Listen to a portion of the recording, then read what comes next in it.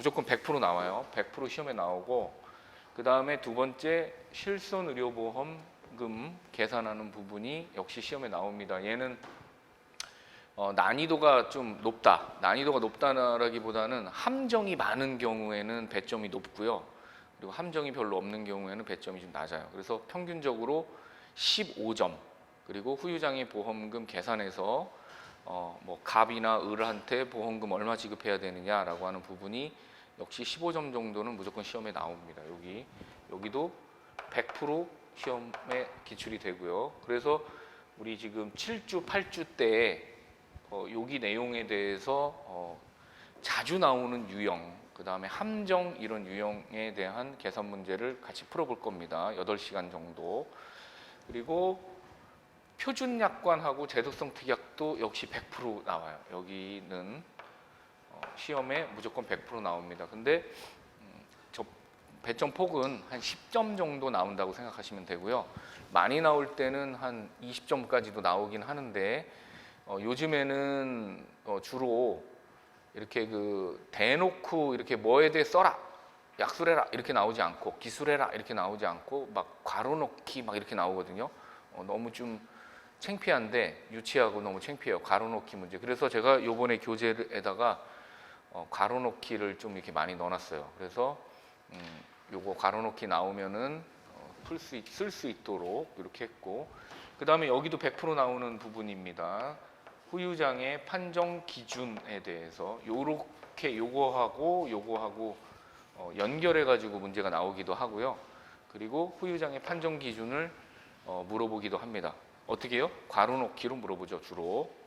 그래서 뒤에 보면 아시겠지만 후유장애 판정 기준은 일단 깡그리 다 암기하셔야 돼요. 깡그리 다 퍼센테이지, 장애율부터 해가지고 내용을 다 깡그리 암기를 하셔야 돼서 좀 뭐 이렇게 하시면 되고, 어쨌거나 여기까지는 시험에 뭐 100% 나와요. 100% 나온다라고 생각하시면 되고, 그리고 사망보험금을 계산하는 부분, 그 다음에 암보험 계산하는 거, 그 다음에 상해 질병보험 특별약관 있잖아요. 특별약관도 이제 나왔다 안 나왔다 이렇게 하고, 그 다음에 복합 사례 문제라는 게 있어요. 그래서 막 이것저것 다 섞어가지고 어떤 사례를 딱 제시해놓고 이 문제를 해결할 수 있는 능력을 물어보기도 합니다.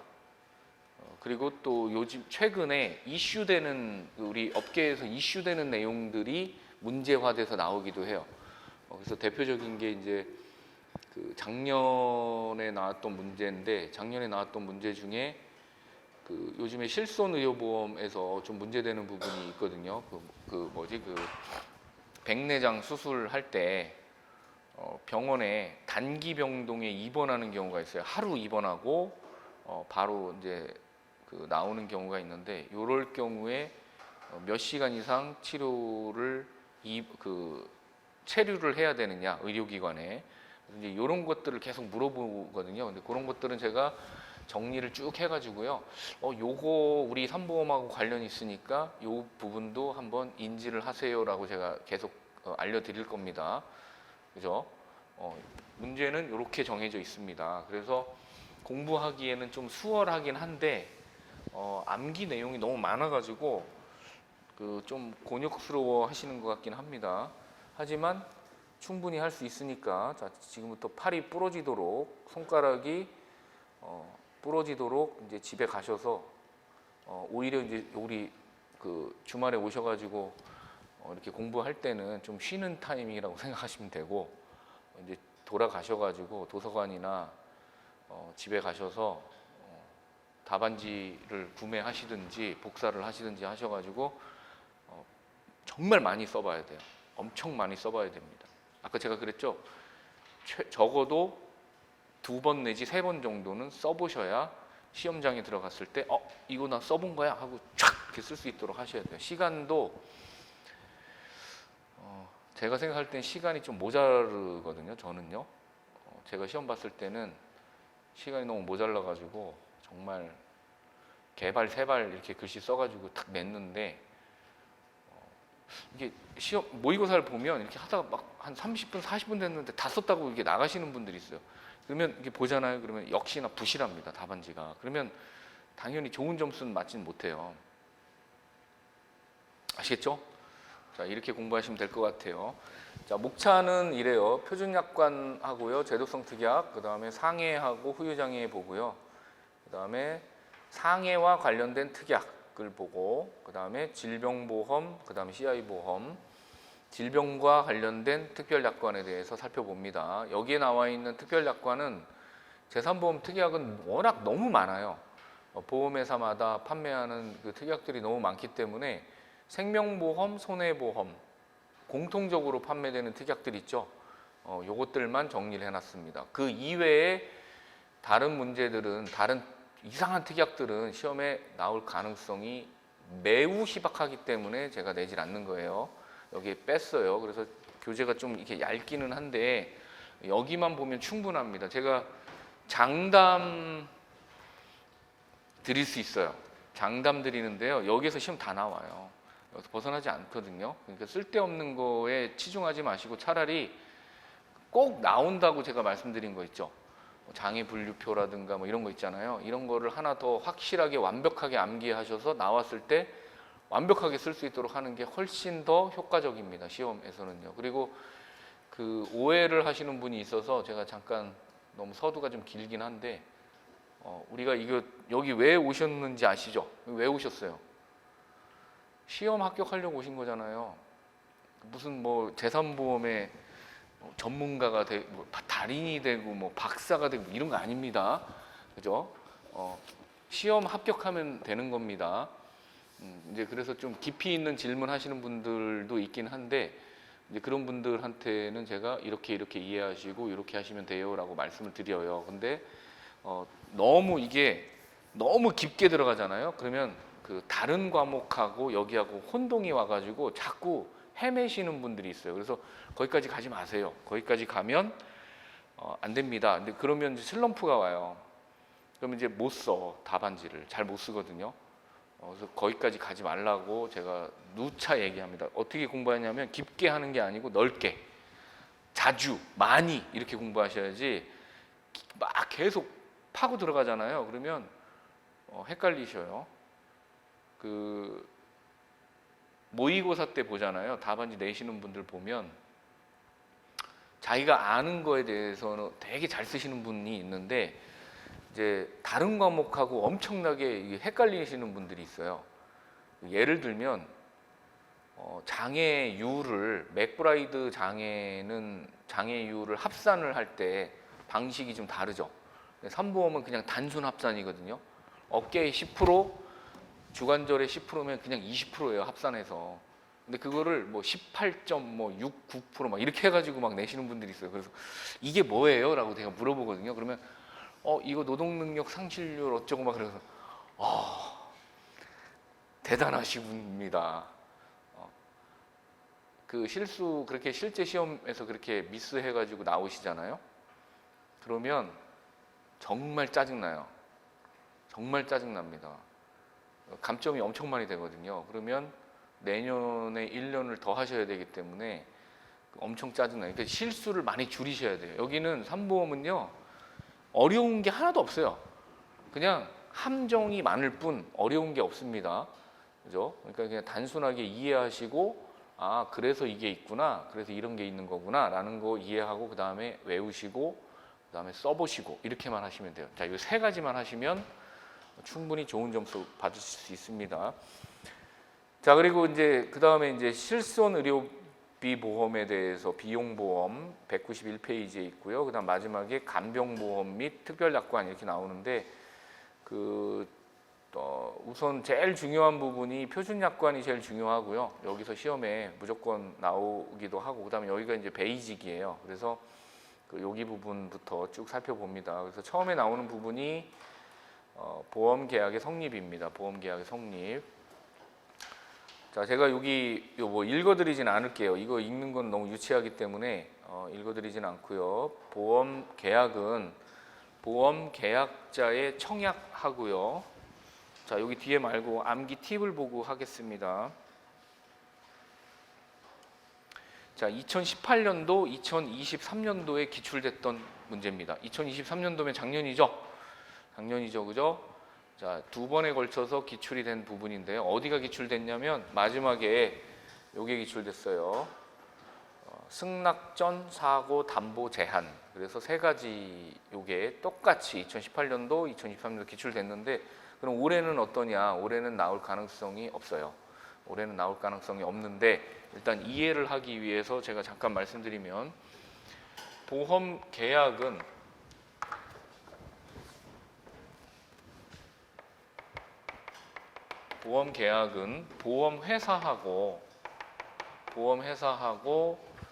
보험회사의 계약자가 되고자 하는 사람이죠, 그죠? 근데 편의상 그냥 계약자라고 하는데 계약자가 가입 의사가 있는 사람이 보험회사한테 뭐를 하냐면 청약을 하는 거예요. 청약이라는 거는 아주 간단하게 이렇게 생각하시면 됩니다. 내가 해당 보험, 이 보험에 가입하고 싶습니다라고 하는 의사표시를 하는 거죠. 그죠? 의사표시를 하는 거예요. 자, 의사표시는 누가 하냐면 당연히 계약자가 하겠죠. 그죠? 계약자가 의사표시를 하고 그러면 보험회사는 뭘 하냐면 승낙, 당신의 의사표시에 대하여 내가 오케이, 승낙을 하겠습니다 라고 돼야만 비로소 계약이 성립이 되는 거예요. 성립이 됩니다. 계약자의 승낙과 계약자의 청약과 보험회사의 승낙으로 계약이 이루어진다. 그죠? 계약이 이루어집니다. 근데 보험회사는 승낙을 무조건 해야 되는 게 아니고 그 다음과 같이 세 가지로 나눠져요. 첫 번째는 승낙하는 경우, 그 다음에 두 번째 뭐예요? 당연히 거절, 그죠? 거절할 수 있겠죠, 그죠? 자, 그 다음에 세 번째는 뭐예요? 승낙을 하긴 하되 어떻게 하는 거예요? 조건을 걸어서 조건부로 승낙을 합니다. 자, 그러면 조건부로 승낙하는 거는 왜 조건부로 승낙을 하는지에 대해서 생각을 한번 해보세요. 우리가 지금 뭐 하는 거예요? 신체 손해사정을 하는 겁니다. 제3보험은 결국 사람의 신체에 대한 질병, 상해, 죽음 이런 것들을 담보하는 보험 상품 중에 하나거든요. 그죠?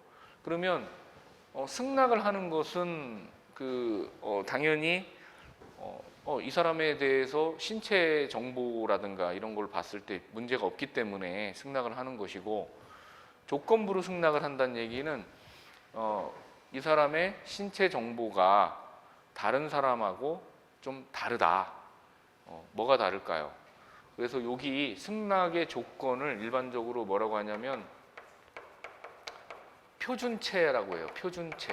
표준체보다 위험률이 높은 사람들, 그죠? 보험 사고의 발생 개연성이 매우 높다, 또는 어느 정도 높다라고 해서 그러면 위험의 동질성 때문에 표준체하고 동등하게 이렇게 맞춰줄 수는 없잖아요. 그래서 뭘 거는 거예요?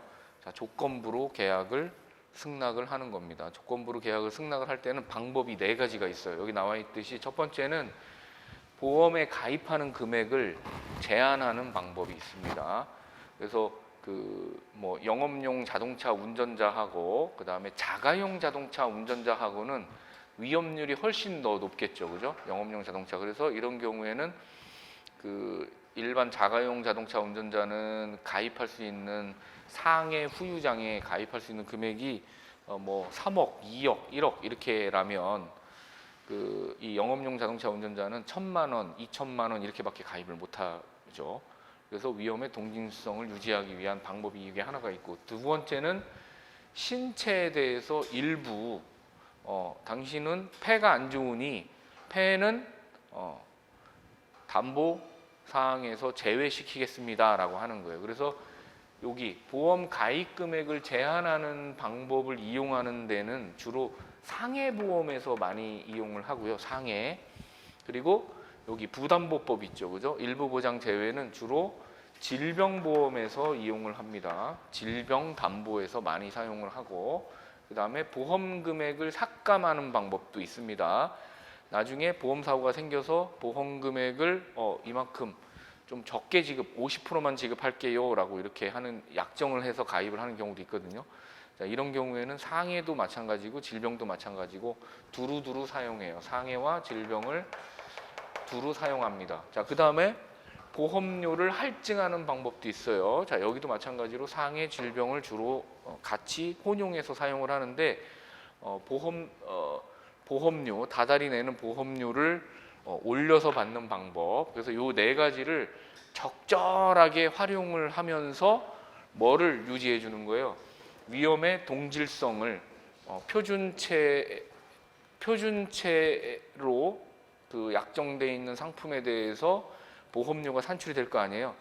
그래서 이런 거를 동질성을 유지하기 위해서 요 네 가지 방법을 사용합니다. 네 가지를 사용하고요. 그리고 이제 뒤에서 그 제도성 특약에서요, 여기 부분만 따로 부담보법에 대해서 이렇게 따로 떼어가지고 또 공부를 합니다. 그죠? 여기가 지금 시험에 나온 지 좀 상당히 오래됐기 때문에 이 부분도 다시 한번 보실 수 있으셔야 되고요. 자, 그 다음에 이제 승낙, 조건부 승낙, 그 다음에 이제 거절 이렇게 할 수 있죠. 그죠? 위험률이 너무 높아. 도저히 인수할 수 있는 대상이 아닌 경우가 있어요. 그죠? 자, 이런 경우에는 거절을 하는데, 거절을 하게 되면 보험 계약자는 일단 초회 보험료, 그죠? 최초 보험료를 냈을 거 아니에요. 최초 보험료를 어떻게 합니까? 돌려줍니다. 돌려줄 때는 평균 공시이율 더하기 1%에 대한 이자를 어떻게 해요? 가산해서 돌려준다. 이렇게 이자를 이만큼을 가산해서 돌려줍니다. 그래서 시험에 이렇게 가로치고 나올 수 있어요. 요즘 문제 패턴으로 봤을 때는 보험료의 이자를 더하여 돌려주는데 계약자에게 그때 가로 안에 들어갈 말로 알맞는 말은 이렇게 나올 수도 있습니다. 그래서 여기를 잘 이해하시고, 자, 그리고 승낙의제라는 게 있죠. 그죠? 승낙의제는 뭐예요? 승낙한 것으로 간주하는 거죠. 그죠? 자, 이런 만약에 30일을 경과했음에도 불구하고 보험회사가 납부 통지를 안 했어. 승낙할 건지 거절할 건지 통지가 없다. 30일을 넘었을 경우에는 승낙한 것으로 어떻게 합니까? 간주합니다. 그죠? 승낙한 것으로 간주하고, 그럼 승낙하기 전에 발생된 보험 사고는 어떠느냐? 어때요? 승낙하기 전에 발생된 보험 사고는 원칙은 뭡니까? 원칙은 보상하는 것이 원칙이에요. 다만 요건이 있어요. 조건. 뭐가 있어요? 조건이 있죠. 그죠? 뭐 있죠? 예? 아니, 승낙 전 담보 제도의 조건이 있잖아요. 그죠?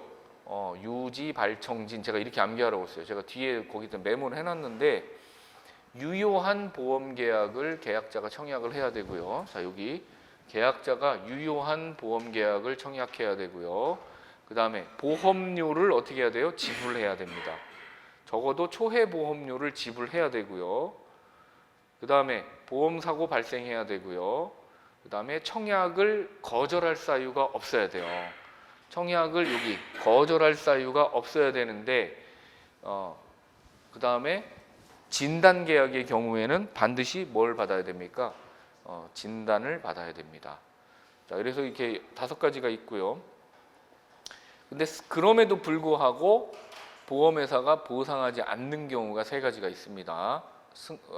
유지발청진에서 청약을 거절할 사유가 없어야 된다는 게 밑에 나오고, 그 다음에 그 계약 전 알린 내용이 보험 사고에 영향을 미쳤다. 그죠? 계약 고지 의무 사항이 보험 사고에 영향을 미치게 된 경우에는 보상하지 않습니다. 자, 2번째, 계약 전 알릴 의무 위반, 고지 의무 위반에 해당하는 경우에도 보장하지 않고요. 그 다음에 진단 계약에 있어서 진단을 받지 아니한 경우에도 보장하지 않습니다. 자, 시험에 2018년도하고 2018 2023년도에 물어본 게 요거예요. 똑같이 요때 물어본 거 요때 물어본 게 똑같아요. 문제가 똑같이 나왔습니다. 자, 여기에서 알 수 있듯이 문제가 어떻게 됩니까? 반복됩니다. 반복. 그 삼보험은 낼 게 없어요. 문제를 지금까지 다 냈기 때문에 낼 게 없거든요. 반복이 되는데 그냥 똑같이 물어보지 않아요. 물어볼 때 약간 변질해서 물어봅니다.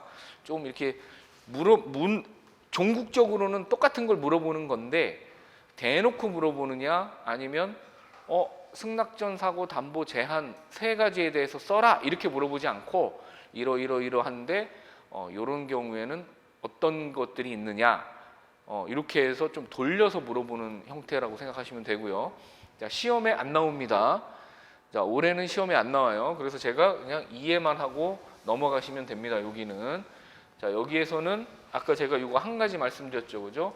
요거 있죠, 요 이자. 자, 요게 가로놓기로 나오면 쓰실 수 있도록 하시고 내용을 전반적으로 이해하시면 됩니다. 자, 제가 계속 추려드릴 거예요. 꼭 외워야 될 게 있습니다. 근데 여기는 안 하셔도 된다고 제가 말씀드릴게요. 자, 그 다음에 청약 철회가 나오죠. 두 번째 챕터예요. 청약 철회. 자, 청약 철회 쭉 읽어보시면 되는데 청약 철회 너무 땡큐한 게 자, 재작년에 시험에 나왔어요. 자, 여기도 똑같이 2014년도에 기출이 됐고요. 재작년 2022년도에 기출이 됐습니다. 자, 뭘 물어봤을 것 같아요?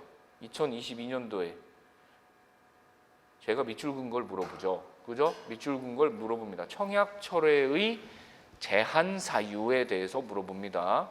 청약 철회의 제한 사유. 자, 보험회사에다가 계약자가 이렇게 청약을 하고 보험회사가 검토를 해서 어떻게 해요? 납부 통지 이렇게 해주는데 납부 통지를 며칠 내로 해야 되는 겁니까? 30일 내에 해야 되는 거죠. 30일 내에 만약에 하지 않으면 승낙한 것으로 간주한다 이랬어요. 그죠? 이해하셨죠? 그죠? 승낙한 것으로 간주한다 이렇게 했습니다. 자, 근데 여기 계약자가 이렇게 청약을 했는데 청약한 내용을 보니까 내가 갑자기 너무 친구가 보험 설계사가 꼬드겨가지고 내가 그냥 그래 그럼 하나 들어줄게 이렇게 해가지고 계약을 한 거예요. 나중에 알고 봤더니 내가 너무 부담스러워. 내가 한 달에 100만 원을 버는데 보험료로 50만 원을 내요 한 달에. 그래서 이거 너무 부담스러워. 살기가 막막해. 자, 그럴 경우에 계약자가 청약에 의사 표시한 거를 어떻게 하는 거예요? 걷어들이는 거야. 안 하겠다. 청약을 어떻게 하는 거예요? 철회하는 겁니다. 철회. 나 청약한 거 안 할래라고 의사를 번복하는 게 바로 청약 철회입니다. 그죠? 청약 철회는 형성권이에요. 그래서 묻고 따지지도 않아요. 보험회사가 당신 왜 청약 철회를 왜 하려고 하세요? 그러지 말고 이거 되게 좋은 보험이에요. 이렇게 하지 않습니다. 그죠? 청약 철회를 할 수 있고요. 근데 청약 철회도 그냥 아무 때나 막 하는 게 아니에요. 언제 해야 돼요? 조건이 있어요. 그죠? 조건이 뭐냐면 증권 있죠. 보험 증권을 수령한 날로부터 며칠이요? 15일 이내에 해야 됩니다. 15일 이내에. 그죠? 자, 여기도 암기하셔야 돼요. 이렇게 15일 이내에. 자, 납부 통지는 30일 이내에 해야 된다. 자, 이런 숫자 노름 너무 유치하지만 암기하셔야 되고요. 자, 이게 청약 철회의 요건입니다. 요건. 증권 수령일로부터 15일 이내에 하여야 하고요. 그럼에도 불구하고 청약 철회를 할 수 없는 경우가 있어요. 청약 철회에 제한 사유가 있습니다. 그게 몇 가지예요? 네 가지죠. 첫 번째, 두 번째, 세 번째, 네 번째 이렇게 네 가지예요. 자, 첫 번째는 뭐냐면 진단계약입니다. 진단계약. 보통 일반적인 보험계약은 다 무진단 계약인데 진단계약의 경우에는 청약 철회를 할 수가 없습니다. 보험증권을 받고 나서 15일이 안 됐어요. 이틀 됐어. 보험증권 우편으로 왔어요. 이틀 됐으니까 나 청약 철회해야지 할 수 없어요. 자, 이유는 제가 얘기했죠, 그죠? 진단계약의 경우에는 이미 이 사람은 보험 혜택을 본 거기 때문에, 그죠? 그 무료로 뭘 한 거예요? 건강검진을 한 거기 때문에 청약철회의 제한 사유 중에 하나입니다. 자, 두 번째는 뭐예요? 단기 계약이에요. 그죠? 며칠? 90일 보험 계약 기간이 90일짜리, 90일 이내에 아주 짧은 계약들 있잖아요. 예를 들면 여행보험 같은 거, 그죠? 여행보험 일주일짜리, 뭐 4박 5일짜리 이렇게 여행보험 들었어요. 그죠? 그리고 나서 여행 갔다가 무사히 집으로 왔는데 집에 오니까 뭐가 있어? 보험증권이 있는 거야. 나 이거 청약 철회해야지. 안 된다는 거죠. 이미 보험 혜택을 다 본 겁니다. 그 다음에 뭐예요? 전문보험 계약자가 있어요. 전문보험 계약자. 이 전문보험 계약자는 보험계약법 시간에 들으셨겠지만 보험회사, 이 전문가인, 보험의 전문가인 보험회사와 동등한 교섭 능력이 있는 집단을 이야기합니다. 예를 들면 국가, 한국은행, 지자체, 그죠? 이런 사람들은 보험회사만큼의 보험 그 지식을 아주 잘 알고 있는 사람입니다. 꾼이에요, 꾼, 그죠? 근데 지자체에 있는 공무원들이 보험에 대해서 어떻게 많이 알까요? 전문보험 계약자가 맞아요? 좀 이상하죠? 근데 지자체에 있는 공무원들은 보험에 가입하기 전에요, 자기가 잘 모르는 분야잖아요. 그러면 그 근처에 있거나 아니면 전국에 있는 그 보험 전문가들이 있어요. 그 집단이 어디 있을까요? 대학 교수님들, 보험학과 교수님들한테 공문을 보내서 이 상품에 대하여 어떤 문제점이 있고 앞으로 어떤 것들이 있는지 돈을 주고, 그죠? 돈을 주고 분석해서 달라고 합니다. 그리고서 단체 보험 계약 같은 걸 체결을 해요. 자전거 보험이라든가 이런 거 있잖아요. 서울시 자전거 보험, 그 다음에 요즘에 그 뭐죠? PM 있잖아요. 그 킥보드 뭐 이런 거, 이런 것들이 지자체에서 다 단체 보험으로 다 가입이 대부분 다 돼 있어요. 거의 가입률이 100%입니다. 100%. 그다음 저쪽 완도 막 이런 데 가잖아요. 그러면은 거기는 무슨 어업인 보험 이런 게 있어요. 어업인 단체 보험 같은 게 있어가지고 그거 그 우리가 내는 세금 있죠. 이걸로 다 가입하는 거예요. 지방세로 다 가입하는 겁니다. 서울시 같은 경우에는 그 전동 그 뭐지 그 퍼스널 모빌리티 끌고 다니면서 그 배달하시는 분들 있죠. 그 뭐라 그래 그분들을 라이더 배달 라이더들 있잖아요. 배달 라이더들을 위해서 연간 보험료가 12조인가 12억인가 얼마를 내고 20억인가 12억인가 얼마를 내고 보험에 가입이 되어 있어요. 근데 지금은 조금 그 이런 사고들이 그 산재보험도 잘 안 되고 이렇다 보니까 가입이 돼 있는데 어쨌거나 그걸 하기 전에 전문가한테 자문을 다 받습니다. 그리고 보험회사한테 이렇게 이 상품은 이 약관은 이렇게 변경해 주세요. 요거는 우리한테 맞지 않는 것 같습니다. 요건 빼주세요. 뭐 이런 식으로 해서 그 계약을 체결하고 그 다음에 마지막에 네 번째는요. 저기 30일 있죠, 그죠? 청약일로부터 30일을 초과한 계약이에요.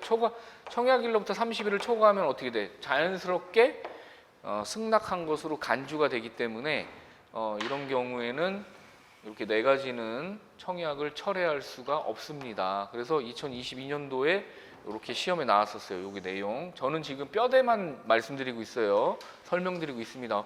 외울 것들 이렇게 요거 외우고 청약 철회가 뭔지, 청약 철회의 청약 철회가 뭔지.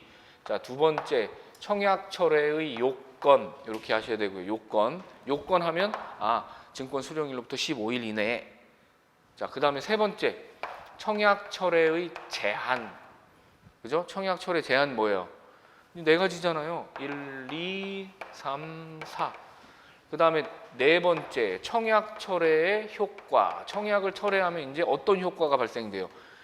소급하는 거예요. 보험 계약이 성립한 시점으로 계약이 이렇게 계속 계약이잖아요. 재산보험은 계속 계약인데 증권 수령일로부터 15일 이내에 청약을 철회하게 되면 어떻게 됩니까? 처음부터 없었던 계약이 되죠. 소급됩니다. 그러면 역시 여기도 어떻게 돼요? 보험료를 받은 게 있으면, 그죠? 보험료를 보험회사가 받은 게 있으면 보험료를 당연히 어떻게 합니까? 돌려주겠죠, 그죠? 보험료 돌려줍니다. 무효가 되니까. 자, 여기 지금 보시면 자, 보험료를 반환해 줘야 돼요. 그죠? 보험료를 반환해 주는데 3영업일 이내에 반환을 하면 그냥 보험료만 반환하면 끝. 근데 3영업일을 넘기잖아요. 그러면 보험회사가 규정을 어긴 거예요. 약관상 그 보험계약자가 청약 철회를 하게 되면 3영업일 이내에 보험료를 반환하여 드립니다라고 되어 있는데 그렇게 규정하고 있어요. 자기들이 만든 약관에서. 그죠? 그렇게 규정하고 있는데 3영업일을 넘겼어요. 그러면 보험회사가 잘못했기 때문에 보험계약 대출 이율을 연단위 복리로 계산한 이자를 더하여서 반환을 합니다. 그죠? 3영업일까지는 괜찮고요. 자, 보험계약 대출 이율이 높을까요? 아까 했던 평균 공시이율이 더 높을까요? 보험계약 대출 이율이 더 높습니다. 훨씬 더 높아요. 그래서 대부분 보험회사가 보험계약 대출 이율을 복리로 계산한 이자까지 더하여 주는 경우에는 보험회사한테 페널티를 주는 거야. 보험회사가 약속을 어겼거나 안 좋은 행위를 했을 경우에 보험계약 대출 이율을 적용합니다. 100%예요, 이거는. 아시겠죠? 그래서 저기 교재 뒤에다가 제가 정리해놨어요. 보험계약 대출 이율을 적용하는 제3보험 표준약관 규정에 대하여 아는 대로 다 써라. 이렇게 나올 수도 있어요, 시험에.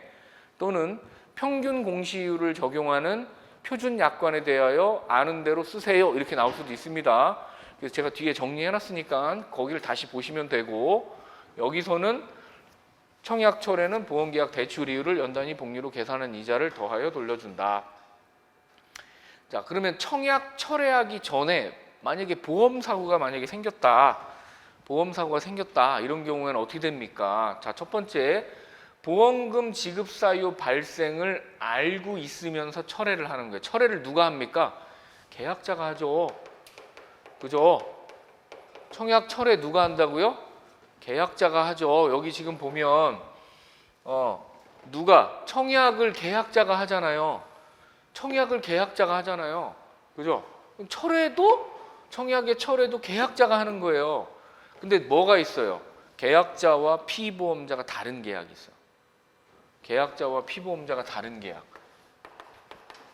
계약자와 피보가 다른 계약이 있어요. 예를 들어서 부부지간, 이렇게 부부, 남편과 아내 이렇게 남편이 돈을 버니까 내가 계약자하고 아내는 집에서 살림하니까 피보험자 하자. 내가 보험료 낼게.